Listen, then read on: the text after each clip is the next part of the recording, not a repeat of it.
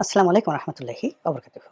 সম্মানিত দর্শক, আজকের যে কন্টেন্টটি বা ভিডিওর যে বিষয়বস্তু সেটি হলো ভারতের পররাষ্ট্রমন্ত্রী ডক্টর এস জয়শঙ্করের বাংলাদেশ সফর নিয়ে। এটি বাংলাদেশের যে রাজনীতি, গত ১ বছর ধরে রাজনীতির যে হিসাবপত্র ছিল, রাজনীতির যে গন্তব্য ছিল প্রায় সব হিসাবপত্র উল্টে দিয়েছে এবং গন্তব্যকে ভিন্ন খাতে প্রবাহিত করে দিয়েছে। যদিও তিনি একটি আনুষ্ঠানিকতা করার জন্য বাংলাদেশে এসেছেন।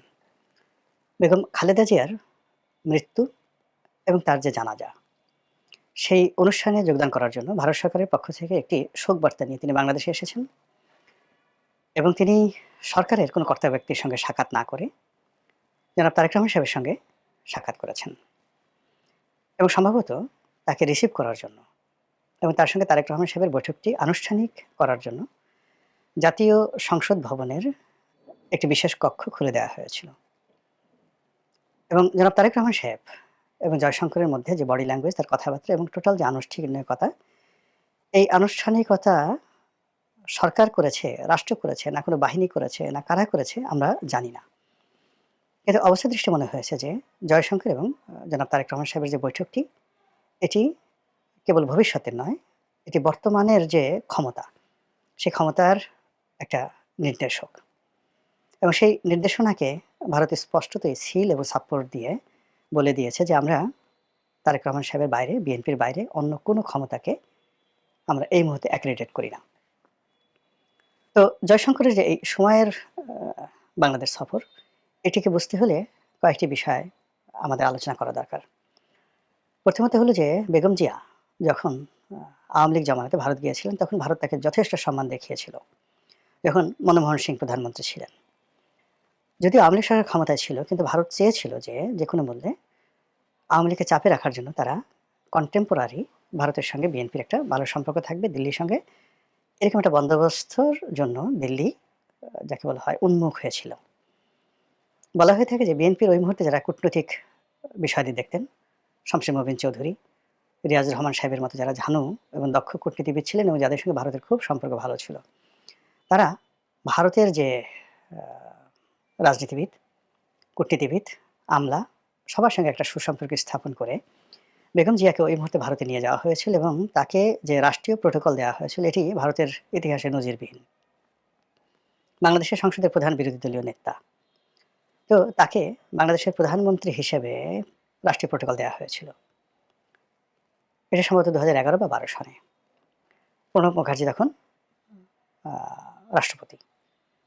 দ্বিতীয়ত, তাকে অভ্যর্থনা জানানোর জন্য বিমানবন্দরে স্বয়ং ভারতের প্রধানমন্ত্রী চলে এসেছিলেন মনমোহন সিং এবং লাল গালিচা সংবর্ধনা দেওয়া হয়েছিল। এটিও বাংলাদেশের জন্য গত ২০-৩০ বছরে একটা বিরাট সৌভাগ্যের বিষয়। এর কারণ হলো যে আমরা যদি গত ৩০ বছরে ভারতের ইতিহাস দেখি, তারা অর্থনৈতিকভাবে, সামরিকভাবে যত শক্তিমত্তা অর্জন করেছেন।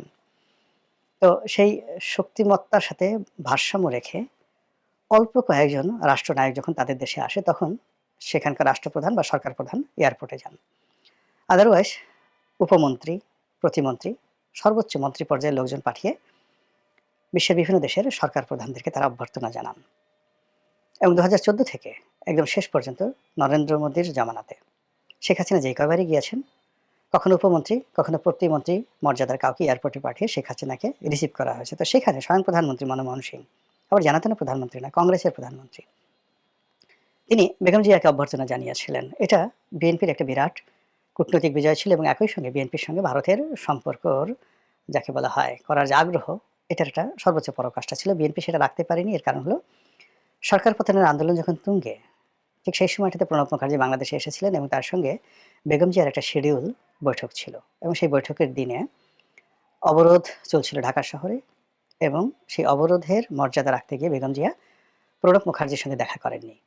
এটা ভারত রাষ্ট্র হিসেবে খুব অপমান বোধ করেছে এবং এরপর থেকে ভারত ক্রমশ বিএনপি থেকে দূরে চলে গেছে। বিএনপি প্রথম দিকে এটা পাত্তা দেয়নি। কিন্তু ২০১৮ সনের পর বিএনপি যখন বুঝেছে যে না, ভারতের সঙ্গে তার সম্পর্ক রক্ষা করা দরকার, তখন বিভিন্ন চ্যানেলে বিএনপির একটা বিশেষজ্ঞ গ্রুপ বারবার ভারতে পাঠিয়ে তারা এই সম্পর্কটি পুনঃস্থাপন করার চেষ্টা করেছে। কিন্তু কোনো ফ্রুটফুল রেজাল্ট কিন্তু কখনো আসেনি। এমনকি তারা ২০২৪ সনে, অর্থাৎ বিএনপি ২০২৪ সনে যে নির্বাচনটি হয়ে গেল, সেই নির্বাচনে ভারতের যে ইন্টারফারেন্স আশা করেছিল সেটা ভারত করেনি। অন্যদিকে বলেন, অন্যান্য এজেন্সি বলেন, যার সঙ্গে সাধারণত রাজনীতিবিদদের একটা ভালো সম্পর্ক থাকে, সেই অর্থে লন্ডনে তারেক রহমান সাহেবের সঙ্গে তাদের একটা সম্পর্ক প্রথম থেকেই ছিল। কিন্তু সেই সম্পর্কের ভিত্তিতে তারেক রহমান সাহেবও ভারতকে বিশ্বাস করতে পারছিলেন না, আর ভারতও তারেক রহমান সাহেবকে বিশ্বাস করতে পারছিলেন না। ওদিকে ভারতের যে কর্তৃত্ব, এটাকে অস্বীকার করে চীনের সঙ্গে একটি সম্পর্ক স্থাপন করার জন্য যেভাবে বিএনপি চেষ্টা করেছিল, সেখানেও কিন্তু আসলে হালে পানি পাওয়া যায়নি। এর কারণ হলো যে আওয়ামী লীগ তারা যুগপৎভাবে ভারত এবং চীন এই দুটো শক্তিকে কবজায় রেখেছিল। অন্যদিকে তারা প্রাণান্ত চেষ্টা করেছিল আমেরিকার আ রিপাবলিকানদের সাথে ডেমোক্র্যাটদের সাথে সম্পর্ক ছাপিয়ে রাষ্ট্র হিসেবে আমেরিকার সঙ্গে একটি সম্পর্ক স্থাপনের জন্য। তো জো বাইডেনের জমানাতে আওয়ামী লীগ যে সফলতা পেয়েছিল, কিন্তু ডোনাল্ড ট্রাম্পের আসার সঙ্গে, সঙ্গে সেটা উল্টে যায়। আর এর আগে যখন ডোনাল্ড ট্রাম্প ক্ষমতায় ছিলেন আগের মেয়াদে, তখন নরেন্দ্র মোদির সঙ্গে, বাংলাদেশের সঙ্গে আর ডোনাল্ড ট্রাম্পের সঙ্গে একটা ত্রিমাত্রিক সম্পর্ক গড়ে উঠেছিল এবং এটা ব্যক্তিগত পর্যায়ে ছিল। কিন্তু এবারে যে ঘটনাটা হলো, সেটা হলো যে যুদ্ধ, পররাষ্ট্রনীতি এবং ডিপ স্টেট পলিসি নিয়ে আমেরিকা বলতে গেলে তাদের যে সিদ্ধান্ত ছিল জো বাইডেনের জমানাটাতে, সেটার একেবারে ১৮০ ডিগ্রি অ্যাঙ্গেলে উল্টে গিয়ে ট্রাম্প সরকার এই কাজ করবে না, এই সিদ্ধান্ত নিয়েছে। ফলে কি হলো? বাংলাদেশের যে রাজনীতি, সেই রাজনীতির ব্যাপারে মার্কিন যে মদদ ছিল, সেই মদদটা উঠে যায় এবং এখানে আবার একছত্রভাবে ভারতের আধিপত্য কায়েম হয়ে যায়। তো এরকম যখন ভারতের একছত্র আধিপত্য কায়েম হয়ে যায় এবং এখন যেভাবে মিস্টার ডোনাল্ড ট্রাম্প ভারতের চোখ দিয়ে বাংলাদেশকে দেখার চেষ্টা করছেন, আর এর আগে ডক্টর মোহাম্মদ ইউনূস সরকারের উপর যাকে বলা হয় আমেরিকান সরকারের যে সকল কর্তা ব্যক্তি আস্থা রেখেছিলেন এবং তারা যে সকল বিষয়ে ডক্টর মোহাম্মদ ইউনূস সরকারের নিকট আশা করেছিলেন, তাদের মনে হয়েছে যে এটা সম্ভব নয়। এই সরকারকে দীর্ঘমেয়াদে টিকিয়ে রাখা সম্ভব নয়। আর এই সরকারের সাথে যদি কোনো বাণিজ্যিক চুক্তি দীর্ঘমেয়াদে করা হয়, কোনো রাজনৈতিক চুক্তি করা হয়, বিশেষ করে বার্মা অ্যাক্টটাকে বাস্তবায়ন করার জন্য তারা যে করিডোরের আ কথাবার্তা বলছিল বা সেন্ট মার্টিনে যে সকল কথাবার্তা হচ্ছিল, এটা ডক্টর মোহাম্মদ ইউনূস সরকারের সঙ্গে তাদের করাটা ঠিক হবে না, এটা তারা বুঝে গেছে। ফলে আমেরিকা পিছু টান দেওয়ার সঙ্গে, সঙ্গে সেই জায়গাটি ভারত দখল করে নিয়েছে। এরকম যখন অবস্থা, ঠিক সেই সময়টিতে ডক্টর মোহাম্মদ ইউনূস সরকার, জামাত, তারা সবাই কিন্তু প্রাণান্ত চেষ্টা করেছে ভারতের সঙ্গে একটি সুসম্পর্ক স্থাপন করার জন্য। জামাত যতই অস্বীকার করুক, যত কথাই বলুক না কেন, দেশে, দেশের বাইরে সব জায়গাতে জামাতের যারা শীর্ষ নেতৃবৃন্দ রয়েছেন, তাদের সঙ্গে ভারতের যে কূটনৈতিক পর্যায়ে একটা সমঝোতা হয়েছিল, কথাবার্তা হয়েছিল বা একটা আলোচনা চলছিল, তার একটি আ খবর রয়টার্সের সংবাদের মাধ্যমে ইতিমধ্যে আপনারা সবাই জেনেছেন। তো যা হোক, ভারত শেষ পর্যন্ত ডক্টর মোহাম্মদ ইউনূস কিংবা যাকে বলা হয় জামাত, তাদের সঙ্গে ২০২৪ সন এবং ২০২৫ সনের জুন-জুলাই পর্যন্ত যেভাবে আশাবাদী ছিল, সেটা আগস্ট-সেপ্টেম্বর থেকে এটা বুমেরাং হতে থাকে।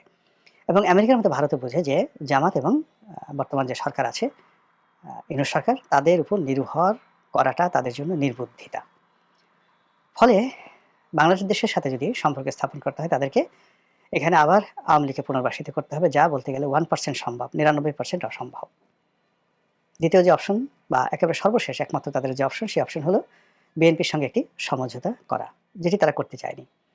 তো সেই অর্থে হয়তো পর্দার আড়ালে বিএনপির সঙ্গে তাদের কোনো ভালো কথাবার্তা হয়েছে। সেভেন সিস্টার নিয়ে কথা বলা হয়েছে, সীমান্ত নিয়ে কথা বলা হয়েছে, ১০ ট্রাক অস্ত্র মামলা নিয়ে কথা হয়েছে এবং সম্ভবত আওয়ামী লীগ নিয়েও কথা হয়েছে। এতে কোনো সন্দেহ নেই এবং সেই কথার উভয় পক্ষ, বিএনপি এবং ভারত, তারা পরস্পরের প্রতি আস্থা স্থাপন করেছে। একটা সমঝোতায় এসেছে, কমিটমেন্টের পর্যায়ে এসেছে। এটা বোঝার জন্য রকেট বিজ্ঞানী হওয়ার দরকার নাই। তারপর যেভাবে একেবারে ঝড়ের গতিতে, কোনো রকম পূর্ব প্রস্তুতি না নিয়ে, জাস্ট ঝড়ের গতিতে জনাব তারেক রহমান সাহেব বাংলাদেশে এসেছেন। আর আসার পরে যে ঘটনাগুলো ঘটছে, এটি মিরাকেল নয়। এটির পিছনে বিএনপির কূটনৈতিক যে মহল, যারা ভারতের সঙ্গে একটি সম্পর্ক রক্ষা করতে চাচ্ছিল, তাদের সফলতা, এতে কোনো সন্দেহ নেই। এবং তার প্রেক্ষিতে ডক্টর জয়শঙ্করের বাংলাদেশ আগমন এবং তারেক রহমান সাহেবের সঙ্গে যতটুকু বৈঠক হয়েছে, আমরা দৃশ্যতে যেটা দেখেছি, আর তাদের মধ্যে কী কথা হয়েছে আমরা জানি না। কিন্তু যতটুকু আমরা বডি ল্যাঙ্গুয়েজ দেখেছি, তাতে মনে হচ্ছে যে এই মুহূর্তে ভারত, জয়শঙ্কর যেকোনো মূল্যে বাংলাদেশে একটি নির্বাচন চাচ্ছে। সেই নির্বাচনে বিএনপি জয়লাভ করে আসুক, তারেক রহমান সাহেব ক্ষমতা লাভ করুক এবং প্রধানমন্ত্রী হোক। এই ব্যাপারে বিএনপির এই যে বিজয়, সম্ভাব্য বিজয় সম্পর্কে ভারতের কোনো আপত্তি নাই। বরং তারা এটিকে স্বাগত জানাবে। বাকি পর্দার আড়ালে যেসব কথাবার্তা হয়েছে, সেটা হয়তো আগামীতে আরও ওপেন সিক্রেট হয়ে যাবে। দ্বিতীয়ত, এখানে বিএনপি যে বিরোধী যে শক্তিগুলো রয়েছে, সেই শক্তিগুলোর সঙ্গে ভারতের যে সম্পর্ক ছিল বা কথাবার্তা হচ্ছিল, সে বিষয়গুলো আপাতত মনে হচ্ছে যে তারা ইউটার্ন নিয়েছে। এবং বিএনপির যে প্রতিপক্ষ যে শক্তিগুলো আছে, সেই শক্তিগুলো in terms of relationship with India, তাদের কপাল পুড়েছে, এতে কোনো সন্দেহ নেই। এখন এই যে ভারতের সঙ্গে যে একটা সমঝোতা হলো বা হচ্ছে, সেটা বিএনপির সঙ্গে হচ্ছে, এতে রাগ ঢাকা করার কিছুই নেই। এটার পরিণতি কি হবে? এই পরিণতিতে কি সুন্দর একটি নির্বাচন হবে? অথবা ধরুন এই যে ভারত বিএনপিকে যেভাবে সাপোর্ট দিচ্ছে, এটা যদি ডক্টর মোহাম্মদ ইউনূস এবং জামাত তারা যদি এটাকে একটা প্রেস্টিজ ইস্যু হিসেবে নেয় এবং নির্বাচনের ঠিক ১ সপ্তাহ আগে যদি তারা সবাই সদল বলে নির্বাচন থেকে সরে দাঁড়ায়।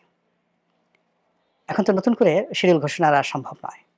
নতুন করে কোনো প্রার্থী পাওয়া যাবে না। রাজনীতির ময়দানে কোনো বিরোধী দল নেই। কেবলমাত্র বিএনপি, তার সঙ্গে, সঙ্গে জামাতের যারা ঐক্যবদ্ধ গ্রুপ আছে, তারা যদি হঠাৎ করে দর কষাকষি করে যে আমাদেরকে জাতীয় সরকারে এই কটা পদ দিতে হবে, তাহলে আমরা নির্বাচনে আসবো। আদারওয়াইজ আমরা নির্বাচনে আসবো না। সেক্ষেত্রে কী হবে? নির্বাচনটি একতরফা হবে। ১৫ ফেব্রুয়ারির মতো হবে। ৩০০ আসনে বিএনপি জয়লাভ করবে। জামাত তখন আওয়ামী লীগের সঙ্গে যোগদান করবে। অথবা জামাতের চাপের কাছে, সরকারের চাপের কাছে ডক্টর মোহাম্মদ ইউনূসকে রাষ্ট্রপতি বানাতে হবে।